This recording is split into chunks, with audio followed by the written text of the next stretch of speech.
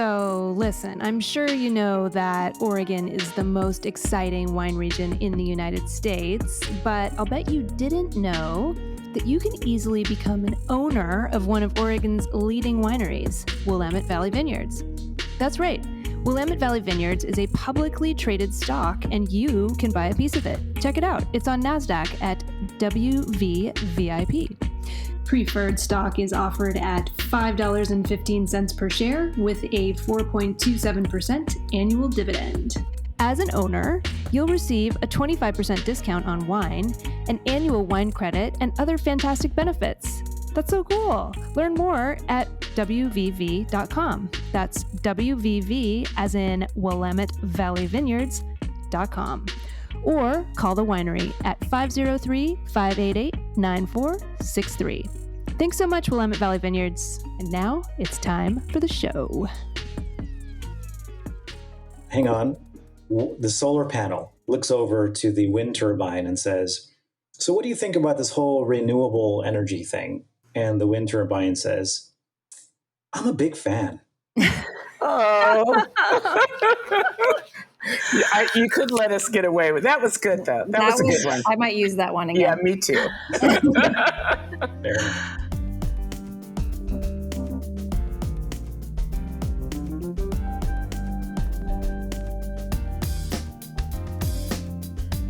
Hello and welcome to The Foretop. It's a roundtable discussion of today's hot button topics in the wine and food world. I am your host, Catherine Cole, joined by co-host Martin Reyes, a master of wine, international wine consultant, winemaker, importer, and educator. Hey, Martin, what are we going to talk about today? Catherine, today the subject is something I'm very passionate about. I've got a smile on my face because I've been waiting for this one. Sustainability. But hang on, everybody. Don't turn the dial. This is a fantastic conversation that will surprise a lot of our listeners. In fact, I'm working on a couple of projects around the sustainability in wine right now. And what I found is through my own research, there's a lot of misconceptions about what sustainability really means. Ooh, I can't wait for this. And I have a sense that just about everyone except our guests and you, Martin, is wrong about sustainability, and you all are going to set us right. So I can't wait. So let's meet our expert panelists. We are delighted to be joined by Sandra Taylor, CEO of Sustainable Business International and author of the book, The Business of Sustainable Wine. Welcome, Sandra. Thank you. And Anna Brittain, Executive Director at Napa Green. Hello, Anna. Hi there. Thanks for having me. Thanks for joining us. Well, let's start right off by blowing up some sustainability misconceptions for consumers as well as for wine industry insiders. Martin, the term sustainable gets thrown around all the time, but I have a feeling that most of us are using it incorrectly. So maybe let's start out. Can you just tell us what sustainability really means and what are some common misconceptions about it? All it is sustainability at its core is intended to be defined as meeting our own needs without compromising the ability of future generations to meet their own needs. And in addition, so we're talking about natural resources. We're talking about land and vineyard and nature. The other misconception is that most people, when they think about that term, they think, okay, it's green, it's environment, it's forests, it's bees, it's reducing your carbon footprint, all that stuff. But there's so much more than that. It's not just environmental.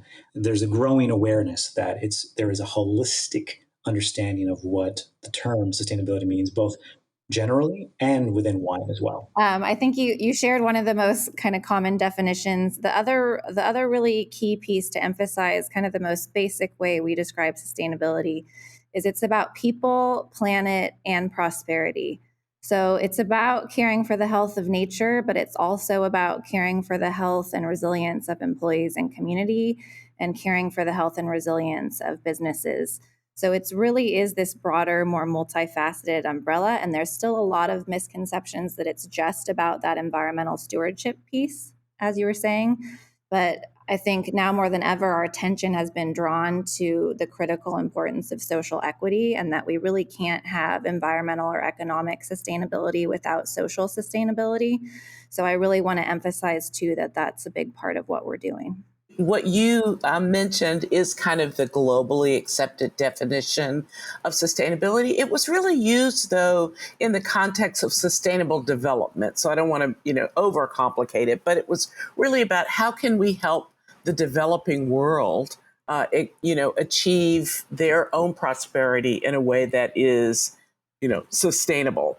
So I frequently say that I hate the term, but we're stuck with it, because it can mean so many different things. But you're right. Typically, when we use the term, we think of avoiding the depletion of natural resources and protecting the natural environment. But as Anna said, it's much more than that. I mean, we need to protect our social resources and our economic resources.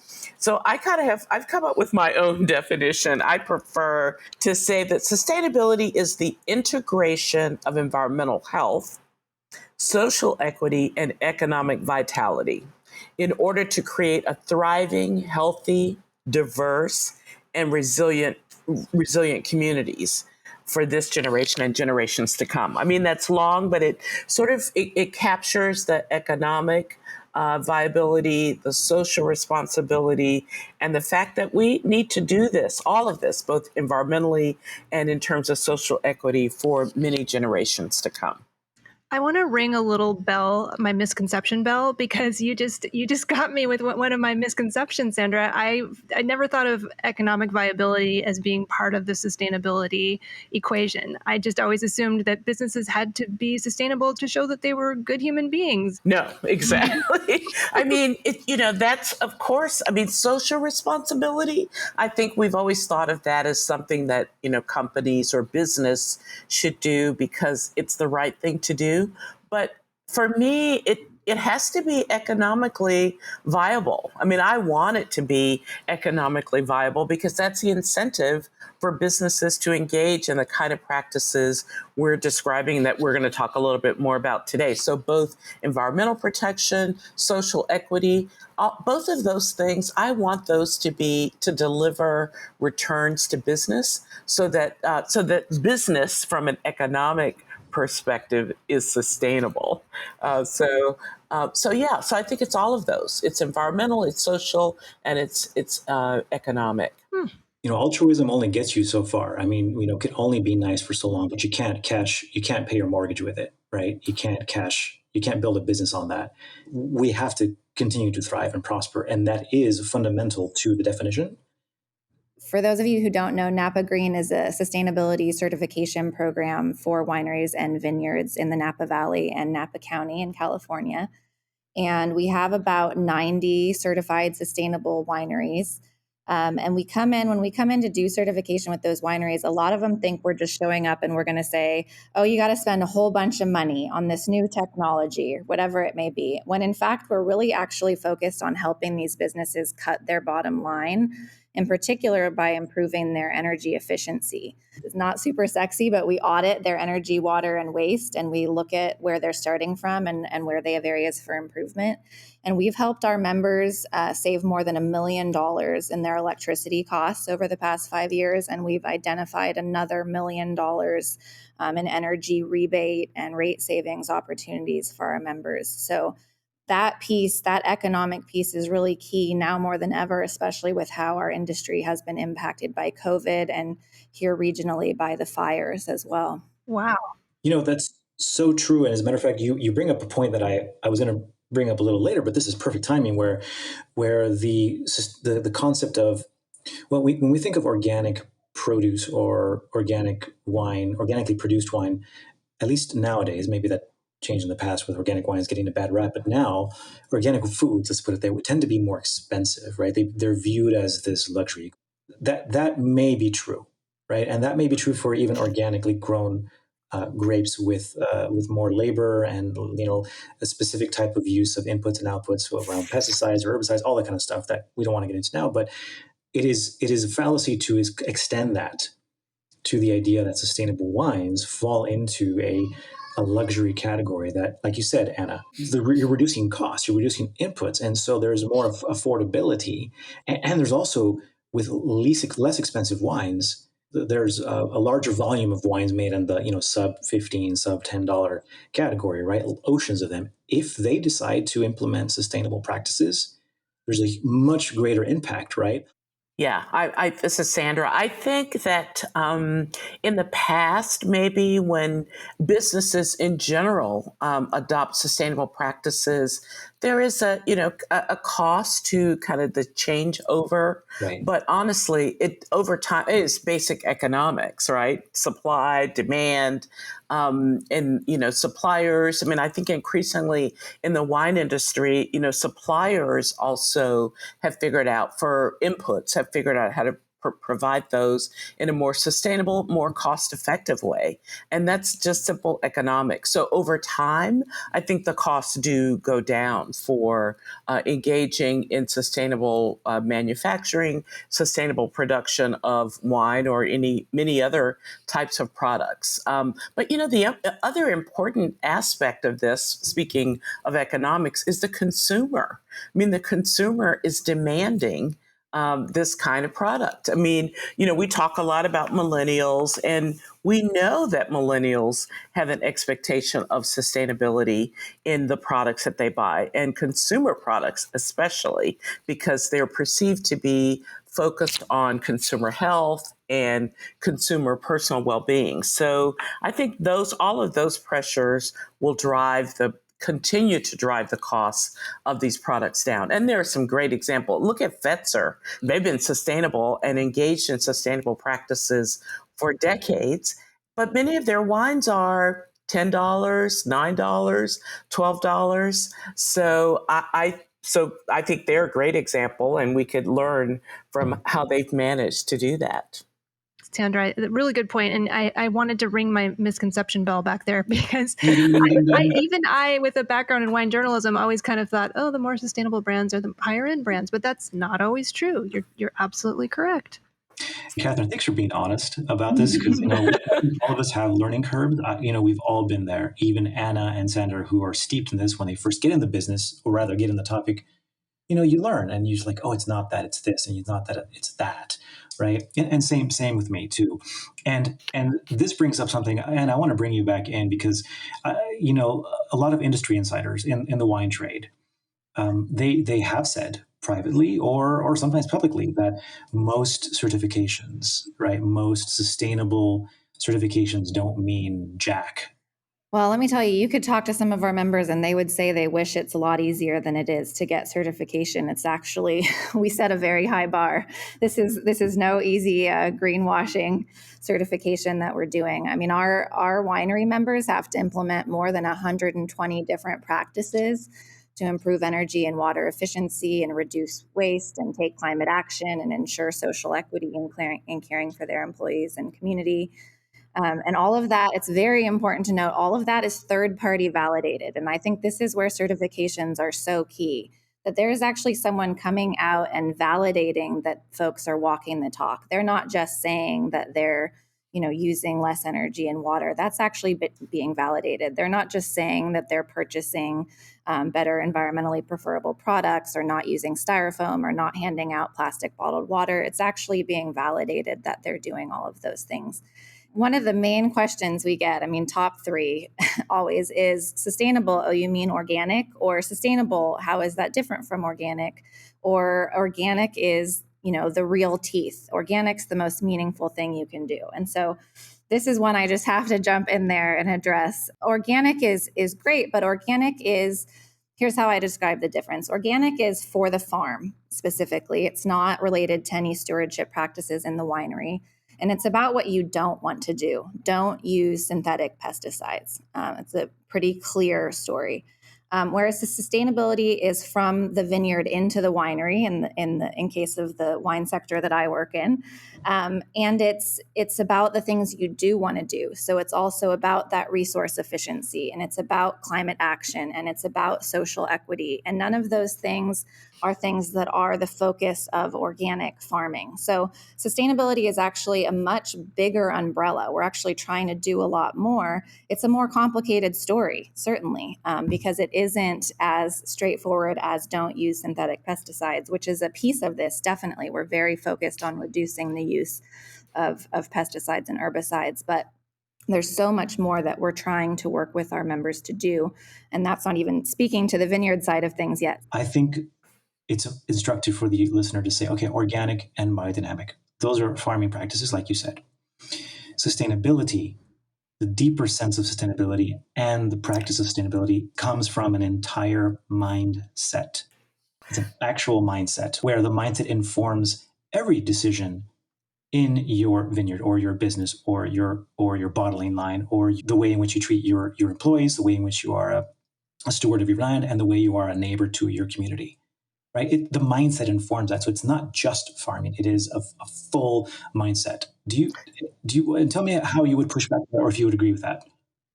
Well, I wouldn't say mindset.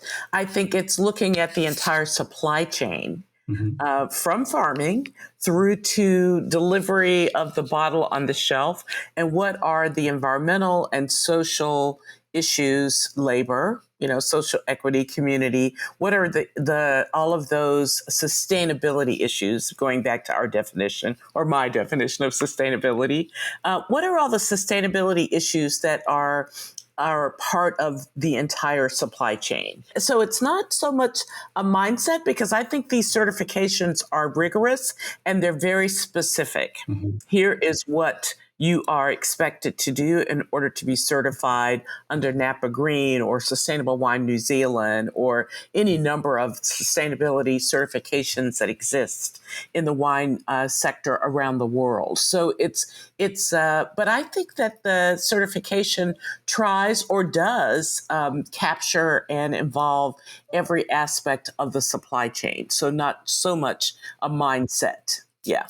Can I ring my misconception bell again, and then ask you all to help us a little bit out? First of all, my misconception bell is, I also work in branding and design for wineries, and when we work on websites, we go through and we say, okay, well, let's talk about your farming style and your vineyard, and we farm organically, and that's all they talk about on they don't talk about any other form of sustainability on their website. So Thank you for noting that. Yeah. Why aren't they saying we use recycled cardboard and we, recycle our water in our winery, and we, use solar energy? So that's my misconception, Belle, that I realize I need to help out with that in my everyday work. And then my question, Sandra, can you quickly describe what you're talking about when you talk about the supply chain for our listeners who may not know what you're referring to? Yeah. So it's from the beginning, from, the vine, the grapes, who's tending the vines, what, so that's part of the supply chain. That's labor. They're supplying their labor, all the way through to manufacturing, what goes into the, wine making, what goes into bottling, or other packaging, because that's important too when we talk about sustainability. So I think all of that, when I talk about supply chain, it's from the beginning of a product to the end of life of a product. So it's, it's the grapes and the fermentation, the harvesting, the fermentation of the grapes, and then the actual, all of the magic that the winemaker brings to the wine, and then bottling, labeling, shipping, distribution, and having that bottle on the shelf. All of that is part of the supply chain. So every input, labor, but also material. You talk about the paper that's used in the label, all of those things. When I talk about supply chain, that's what I talk about. Some people call it value chain. I like to talk about it as supply chain. And those big styrofoam shipping inserts. I don't know if listeners, if you've ordered wine to be delivered, it drives me crazy, all the styrofoam that's used. Yeah. Yeah. So one of our Napa Green requirements is that you do not use styrofoam. And we've actually heard so much positive feedback from the Catherines of the world, from wine club members, actually saying, thank you so much for the fact that you're no longer sending this to me in styrofoam. I don't think people know, but styrofoam basically never goes away. I mean, it's in the environment for 1,000 years. It's not recyclable. I I think another example of the supply chain that's kind of a hot topic right now is the bottles themselves. So for anyone that's kind of interested in the carbon footprint and climate action in the wine industry, packaging and distribution is often anywhere from 30 to 50% of a winery's carbon footprint. And somewhere along the way, these really heavy bottles got mistakenly associated with better wine. And we're still having to fight back away from that. But it is a really hot topic right now, is lightening up those bottles and the degree to which that reduces costs. It actually increases how much wine you can put in a shipment. So that reduces costs, and that greatly reduces the carbon footprint of those shipments. We have one of our member wineries that just changed their packaging, and they were able to reduce their shipments to New York from 5 shipments to 2. So think about those kinds of cost savings, just in something we might not so think about when we're popping the cork, but the weight of that bottle and what that means in terms of getting it into your hand. To crystallize this idea of the glass, to put this in shocking terms, the glass is. I did a while back a session on how glass reduces carbon footprint for a wine organization, international wine, and I did a little bit of digging. I realized, wait a minute, a case of wine. Most wine comes in glass. Of course, that's changing, thankfully. A case of wine is around 40 pounds, roughly. You know how much of that is the wine? About half of it. The other half, 20 pounds, roughly speaking, is the cardboard and the glass, right? Shocking, because half of the packaging of the weight. Now, there's a lot of reasons why glass is being used, a lot of positive reasons, a lot, which we don't have to get into now, but it is a perfect medium for many reasons. But then it's also heavy, and yes, it can be recycled, but even the recycling system in the U.S. is broken, right? To put it bluntly. Yeah. So we can do a lot more than that. There are things that are being discussed and research being done around return and reuse schemes for wines. And actually, frankly, Anna is with Napa. I know that there is an involvement with that as well. And that's the sort of the holy grail of being able to reuse your packaging, the circular economy, which is becoming the buzzword in other parts of the world outside of wine.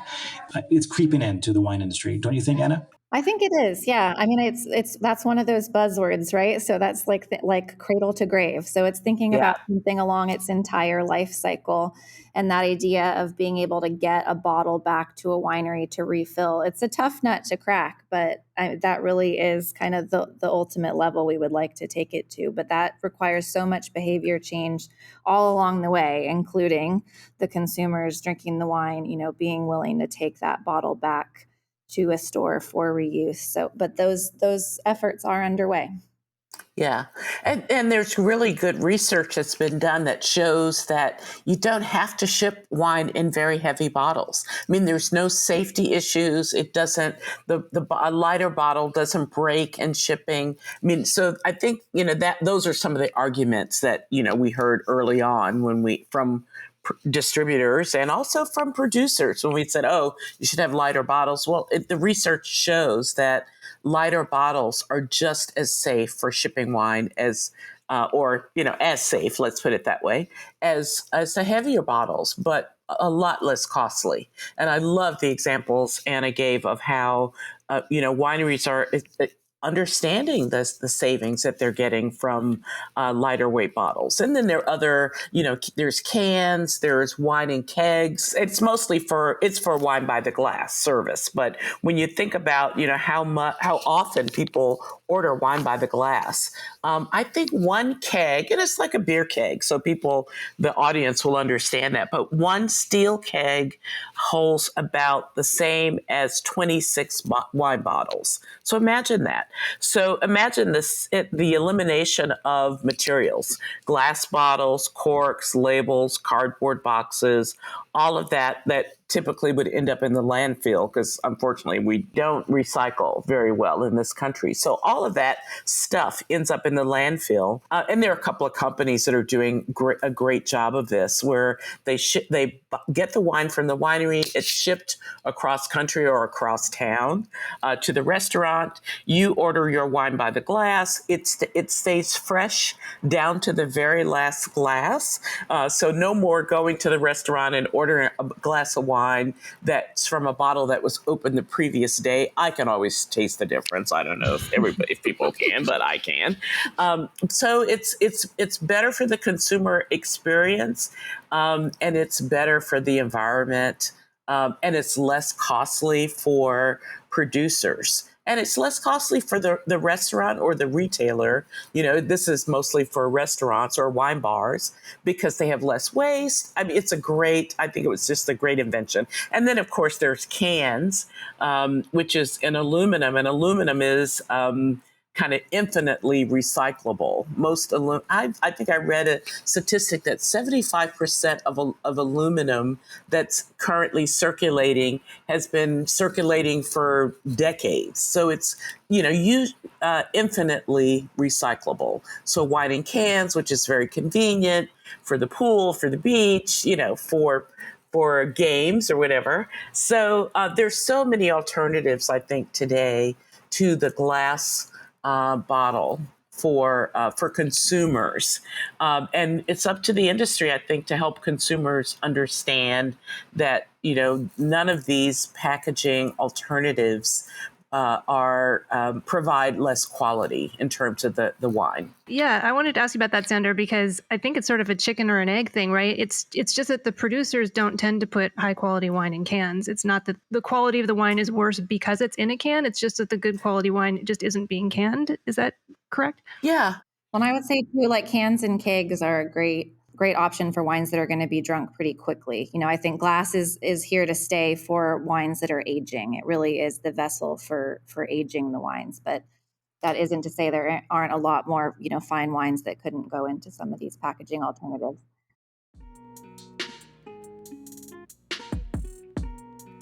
Well, I am feeling very lucky today because for our sponsor break, I get to pop a bottle that represents my two favorite styles of wine.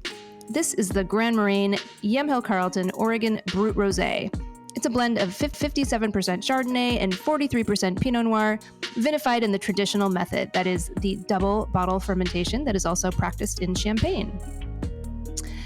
Selected lots of the base wine were aged in neutral French oak barrels for 3 months to add depth, complexity, and spice to the final blend. This single vineyard estate-grown wine then spent a minimum of 24 months en tirage. At just 5 grams per liter of sugar, this wine could actually qualify as an extra brut, which is really my happy place in terms of dosage. If you have no idea what I just said, don't worry about it. Just know that it's not a big, fat, sugary sparkling wine. It's very balanced. It's very crisp. It's very delicious. So Rachel and I have been sitting here sipping it, and I'm going to take one more sip. We're both going to take one more sip, and I'm going to ask her what she thinks. What do you think? Yum. No, I think this wine tastes like apricots and honey, but like with kind of a pop to it. I mean, I love bubbles anytime, but I drink this wine all day. Me too. It's delicious. Grand Moraine is a winery that prides itself for unconstrained experimentation, eschewing expectations, and unself-conscious innovation. And you can actually read about this particular Brut Rosé in a certain book called Sparkling Wine Anytime. You may have heard of it. But you're probably wondering how you can get a hold of a bottle of these delicious bubbles. The best way to do it is to make an appointment to visit Grand Moraine in Oregon's Willamette Valley, where you can see the open-air winemaking facility and vineyard and taste through the wines at a leisurely pace. Or have Grand Moraine delivered to your home with free shipping. Yes, free shipping if you use the promo code FOURTOP. That's FOURTOP. So go to grandmoraine.com to purchase your wine online, enter that promo code FOURTOP, and shipping is on the house. Thank you so much, Grand Moraine. Loving these bubbles. I wanted to go back, Catherine, to something you touched on, but we didn't dive into, which is telling your sustainability story and how often you kind of see these same stories getting told time and again. There is this very common sort of pastoral story that's painted especially of sustainability in the wine industry, and this focus on the vineyard, which we've been talking about, and less on the winery side. And I think it really is time for a kind of shakeup in telling these stories, and the fact that consumers really do want to hear these stories. When you tell someone one of our members found out they needed to cut their water use, and they started working with their staff, and they asked them for their ideas, and they gave them updates on their progress. And in 2 years, they were able to cut their water use by 25%. And when they share that story in the tasting room, and you know why they're sharing it in the tasting room? Because the logos are on the bottle, which causes people to ask the question, what is that? What's this Napa green thing? What does that mean? What are you guys doing? And then when they can say, oh, well, one of the things we did was we cut our water use 25%. People love that. That resonates. I've seen some wineries put cards into their packaging saying this is made with 75% recycled packaging. And they get calls from their wine club members saying, I love this, share more about what you're doing. It makes them feel good. And it's not something they have to put much effort into other than ordering and drinking that wine, right? So we need to share that story more widely. And, and for those of us who have been, working in sustainability for many years, it's exciting that consumers, the wine club member is aware of water stressed areas. Maybe they live in an area that's water stressed. Maybe they never understood a lot of this, environmental mumbo jumbo, but now they understand what's happening. They see, TV shows and documentaries about plastic and about, a lot of things that never seemed that to touch them personally, but now they understand that, and they like it when their winery or the wine club is aligned with their thinking or helps them with some of their concerns about the environment. What also reinforces all this, sadly, is the fact that we are seeing the effects of the climate changing right now. All of us are, from water shortages to fires to hazards that are the extremes in all places. Mudslide. I mean, just so much up there. If you want to watch this great movie on Netflix called Breaking Boundaries, and it's narrated by none other than David Attenborough. And they say, pandemics don't occur in resilient or in healthy ecosystems, right? If we think of the visual of greenwashing, and then you just hose it off with water and it comes off. No, I think that there is a distinct chapter in our evolution, specifically in wine, where the green is seeping in to the surface. It's not just surface deep anymore. It's actually getting into the pores of whatever it is that we're discussing. Hold on. Someone needs to define the term greenwashing. I get so irritated when people tell me they're sustainable but they're really not. They're not really walking the talk. Right. Greenwashing is where it's often, unfortunately, marketing people are often more guilty of this than anybody, where if an organization has a couple of environmental practices, they blow them up to be bigger than they are. I have one example that really irritated. There was a winery, this was in Bordeaux in France, and a winery owner said to me, oh, we're sustainable because there's a rare butterfly that lives in our vineyard. And it wouldn't be there if we weren't sustainable. And so I said, basically, please don't repeat that to anybody because it doesn't mean anything. So greenwashing really, it's just, it's lying, really. There's some great websites about, greenwashing lies.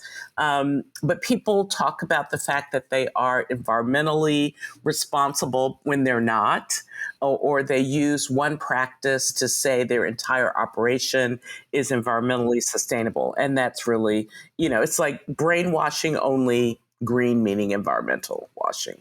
I'll share a grounded example of that. I think this was especially true, years ago, early 2000s. A lot of businesses would just install solar, and certainly that's an investment. But it doesn't involve any broader culture change or any broader resource savings. It's just kind of if you got the money, it's an easy button to push, right? And then they would say, we're so sustainable. And again, it's one practice and it's one environmental stewardship practice, but it's not thinking about those broader social equity and economic factors as well. Hey, no one's naming names. I want to get snarky here. I'll give you an example of something that Jancis Robinson is a well-known wine critic, and she's based in London, also a master of wine, and she has started to call out when they critique wines on quality. It used to be just sort of a vacuum, like how good is this wine quality, up or down, yes or no. I like, here's a point system, whatever, right? She has started to, and her writers are starting to call out when they weigh the bottles and or the size of this heaviness of the bottles, and they actually call out by name the wineries and say, your wine was lovely. It's a Sancerre from so and so. And by the way, your bottles suck. Change them. Horrid examples. You should definitely back the F off. Of course, back off the density of your glass, because this is horrible. And some wineries responded. So there is a bit of that shaming going on in certain parts of the industry. Yeah. I recall hearing that a French champagne producer was increasing the weight of the bottle of the champagne that they would ship to China because of this perception of, higher quality, heavier bottle, higher quality. And I understand that, but, are they committed to sustainability or not?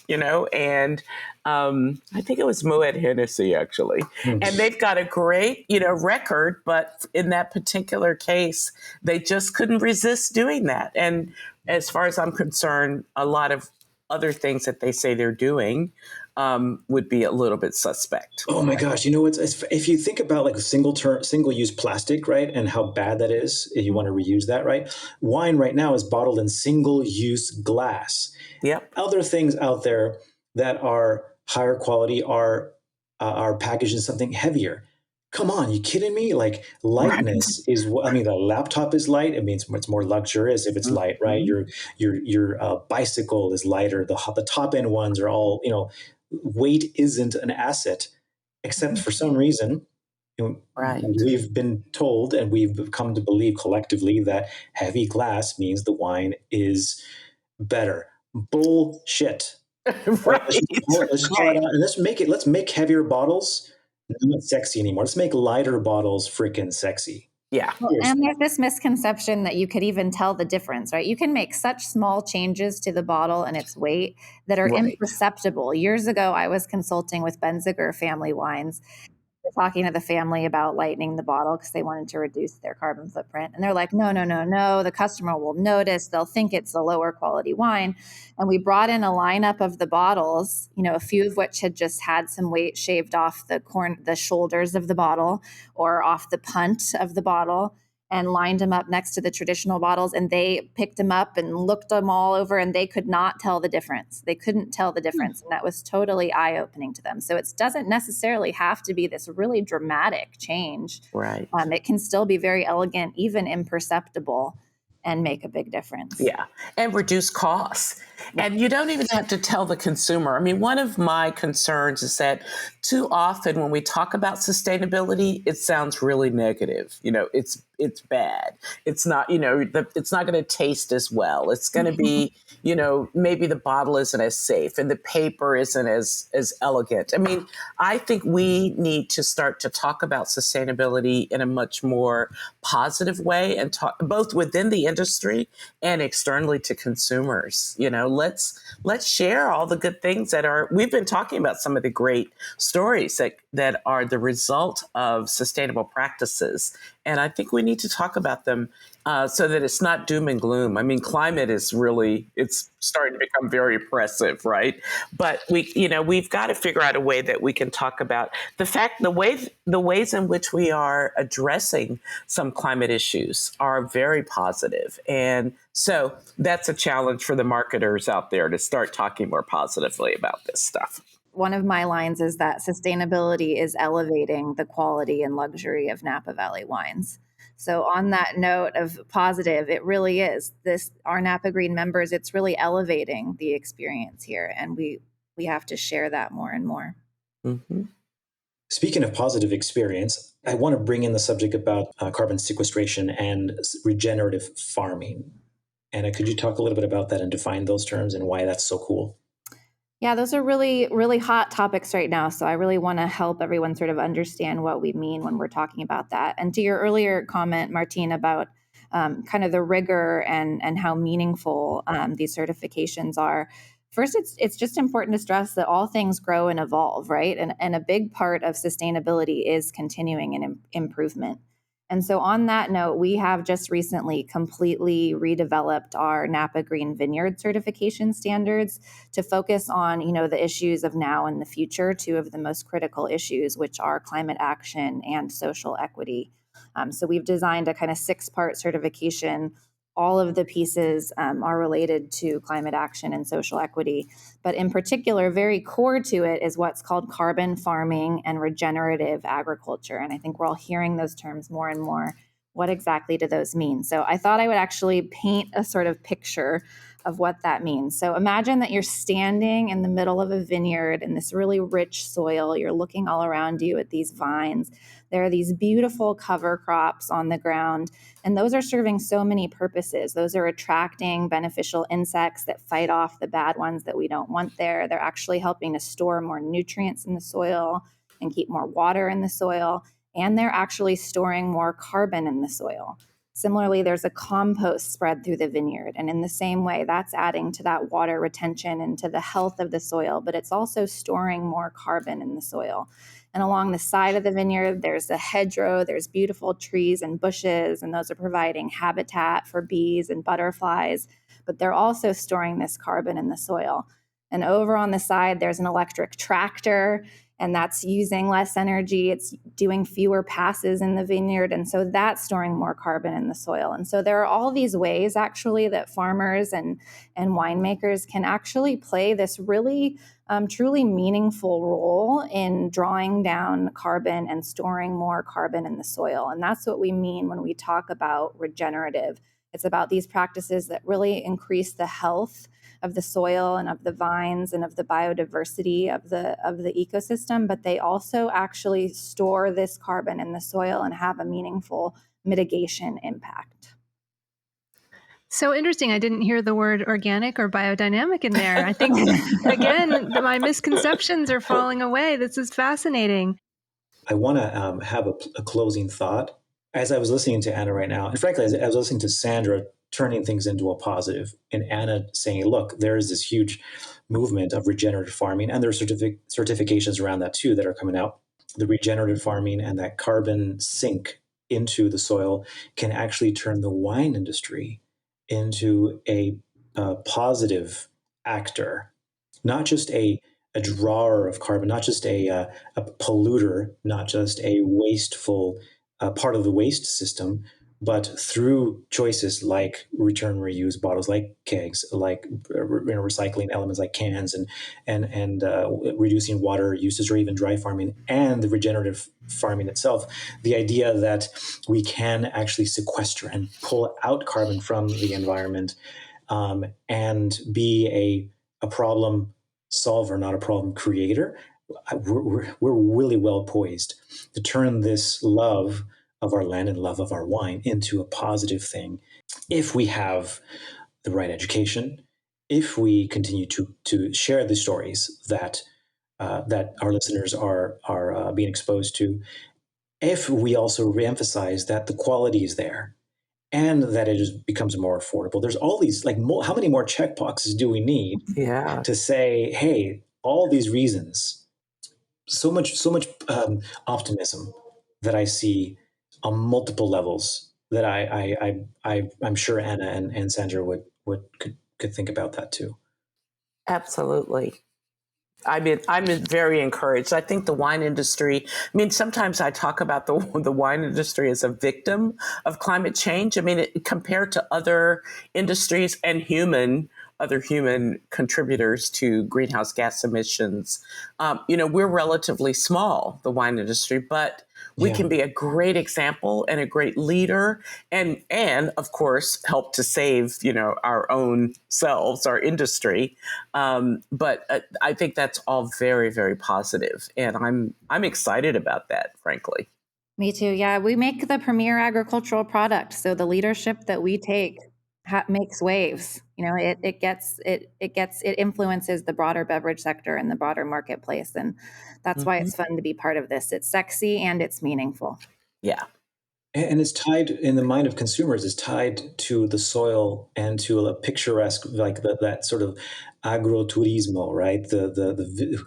Do we go visit maybe eventually, do we go visit our coffee plantations or other? No, there's Yeah. this idyllic mental, bucolic essence that the wine industry evokes in the general public, that we can just take advantage of that too, because there's so much good there, you know? Absolutely. I mean, nobody talks about, the corn farmer or the wheat farmer or, any of those things. But even people who are not very, very knowledgeable about wine like to talk about, here's a wine I'm going to bring for dinner and here's what I've learned about it. They love that. And the people that they share those stories with love it too. So we have such an opportunity to be a leader in helping educate consumers about a lot of these sustainability challenges as well. Oh, I love all this positivity. This is a wonderful note to wrap this episode up on. I think it's time for our dessert wine course. Did you all bring a dessert wine course for us? Sandra, you look like you're ready. You got something. I did. So, and I love the idea of the dessert wine. Or dessert. It's not a wine. I wanted to mention a docuseries that you can find on Netflix. It's called High on the Hog. I like it. I mean, I have to admit that it's based on the book by Jessica Harris, who's a culinary expert, who happens to be a friend of mine, and she's a James Beard Award winner. So her book was made into a docuseries about African American cuisine. Great narrator. Stephen Satterfield, who's actually a sommelier. And I kept wanting him to talk about what wines would pair with, these foods. That's not what the show is about. We've got Stephen on another episode, so people can hear him as well. So good. Yeah, oh, good. Yeah, it's beautifully done. It's very well produced, great photography. Don't watch it when you're hungry though, because the food is really, really, but it's all about how, kind of Africa influenced the foods of America, of the Caribbean, of Brazil. And they interview several chefs and they eat some great food in the show. Fabulous. How about you, Anna? Well, sacrilege. I'm going to talk about an amazing wine I recently had that wasn't from the Napa Valley. So hopefully not too many Napa Valley people. That's not allowed. Oh, I want to know. What is it? I was so lucky. I got to go wine tasting over on the Sonoma coast at a winery called Halleck. I'm a big Pinot Noir girl. And they have an estate Pinot over there. He was describing, they planted this little vineyard. It's right by their house. He said they did everything wrong they could have done. It's like 6 different root stocks and all, it was a bit of insanity. And yet I think that one of their first vintages, they won like several best Pinot awards. And I just have to say, I was trying this. It just had all this like herbal eucalyptus. It was just so potent. And I thought it was honestly one of the best Pinots I've ever had. So I am giving a shout out to a Sonoma County winemaker, because it was really special to try that wine. And can you repeat the name of that winery? I think it's Halleck Vineyards, Halleck. I'll have to check it out. Thanks. Martin, what did you bring for dessert wine? For my I'm thinking about ways to reduce waste in my fridge. If we have a little bit too much, we buy a lot of squash in my household sometimes, and we love it, but sometimes it's about to get a little extra. So I actually just threw in you grate it with the cheese grater, and then you throw in a bunch of Parmigiano Reggiano cheese, a little bit of egg there, and you're able to make these fantastic veggie squash fritters. And what's the kicker for that is, if you have kids at home, that's the way to increase their vegetable intake while it's still yummy. A little dash of salt, a dash of pepper, maybe a little hot sauce. My little almost 3-year-old is a big fan of hot sauce, habanero sauce, and he downs this stuff. And so I like finding ways to come up with simple, quick recipes to take food from that's otherwise going to go into your garbage can and then produce methane, which is worse than carbon dioxide in landfills. Now I'm hungry and thirsty. Me too. Oh, and that would be good with some Chardonnay, I think. Yum, yum, Sure yum. would. Mm-hmm. It would. Well, okay, for my dessert, I'm sorry. I feel like I'm even going to get in trouble for this, but I was thinking that some of our listeners might want an example of greenwashing. So I'm going to name a name, and I hope I don't get in trouble. When I was researching this episode, I came across this article in Wine Spectator. It said Reese Vineyards, it's RHYS. I hope I'm pronouncing that right. Yeah, it's Reese. To pay $3.76 million for damage to Mendocino watershed. They were faulted for filling a stream with dirt, bulldozing a protected wetland, basically destroying habitat for salmon and trout. Anyway, then you go to the Reese Vineyards website and it's beautiful. And as a consumer, you look at it and you think, oh, wow, these guys are so green. They're so sustainable. They're just, the websites, there's so many trees and it just looks so lush. And, they're celebrating the landscape. So anyway, if our listeners are still wondering, what's an example of a greenwashed wine? I think that's an example. It's I'm sure that Reese has changed their practices since this article came out and this all happened. But it's just an example that don't fall for the marketing, look for that Napa Green certification and make sure that the winery is not just presenting a bunch of pretty pictures that represent them as being something that they're not. Thank you so much, fabulous panelists. You were fantastic. Listeners, you can find Sandra Taylor online at discoversustainablewine.com. And you can find Anna Brittain online at napagreen.org. And Martine, remind our listeners where they can find you online. You can find me at reyeswinegroup.com. Listeners, you can also read about Martine on theforetop.org. And you can find me on theforetop.org as well as at catherinecole.com. But please do go to theforetop.org and find our social media feeds and get in touch with us via social media. We really want to hear from you. Please also subscribe to The Foretop on your favorite podcast app. Please leave us a rating if you have time. We'd really like other people to find the pod, and that's how they will. Signing out here from the high-fiber, protein-packed city of Portland, Oregon. Thank you so much for listening, everyone. Thank you. Fantastic panelists. This is a lovely conversation. Bye-bye.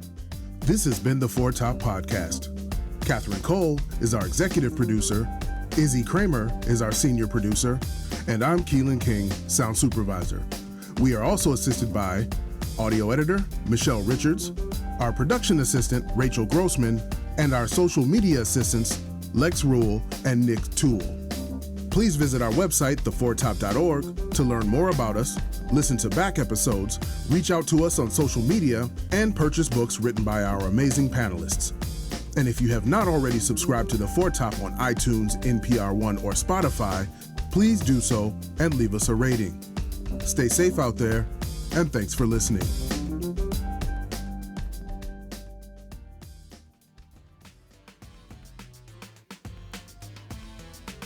Oh, wait a minute. Are you still there? Oh, well, if you're still listening, then I need to tell you something. I need to tell you about the fabulous swag over at sparklingwineanytime.com. Sparkling Wine Anytime is, of course, your favorite new book about all things bubbly, but it is also a wonderful website designed by our team, Lex and Rachel. And we have gifts and goodies galore for you. We have sparkling wine-themed beach towels, teas, cocktail napkins, fancy wine flasks, adorable tote bags, and more. And guess what? Your purchase will help to support a favorite cause of ours, AHIVOY, that's AHIVOY, check it out, which provides education and career training to vineyard stewards in the Willamette Valley.